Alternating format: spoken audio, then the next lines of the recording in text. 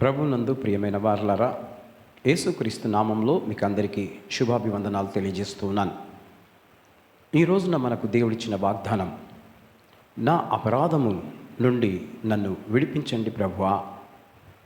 నిజమే, దేవునికి స్తోత్రం. దేవుని బిడ్డలారా, ప్రభువు వాక్యము మనము విన్నప్పుడు ఏదైనా తప్పిదములో ఉన్న ప్రభువా నన్ను క్షమించు, నీ రక్తంలో నన్ను కడుగు, నేను పాపిని అని ఎప్పుడైతే నీ ఒప్పుకుంటావో అప్పుడు దేవుడు నా పాపములను క్షమిస్తాడు. ఆయన 2025 సంవత్సరాల క్రిందట ఆ గొల్గొతా అనబడిన కపాల స్థలములను తను సిలువపై వ్రేలాడుతూ నీ కొరకు నా కొరకు ఆయన రక్తాన్ని కార్చాడు. ఆ రక్తం ద్వారా నేటికిని మనుషులందరికీ పాప విమోచన కలుగుతుంది. ఎవరైతే ప్రభు సన్నిధిలో పశ్చాత్తాపపడతారో వారిని దేవుడు క్షమిస్తాడు. ఈ రోజున నీవు పాపం పోవడానికి ఎన్నో ప్రయత్నాలు చేస్తూ ఉన్నావు, ఎన్నో స్థలాలలో తిరుగుతూ ఉన్నావు, ఎంతో బలిని అర్పిస్తూ ఉన్నావు. ప్రియమైనటువంటి దేవుని బిడ్డారా, దేవుడు బలి కోరువాడు కాడు అని బైబిల్ గ్రంథంలో వ్రాయబడి ఉన్నది.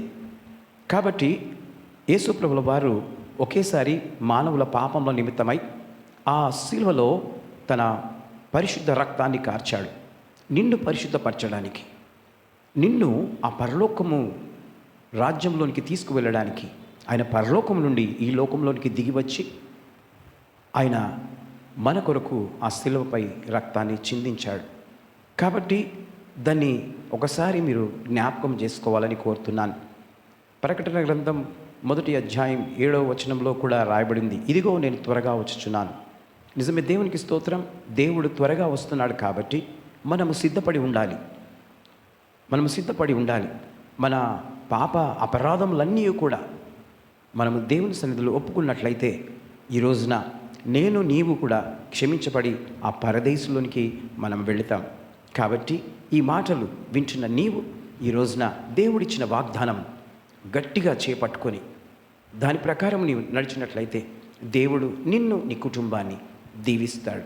దేవుడు ఈ వాక్యమును విన్నవారిని దీవించి ఆశీర్వదించును గాక. May God bless you.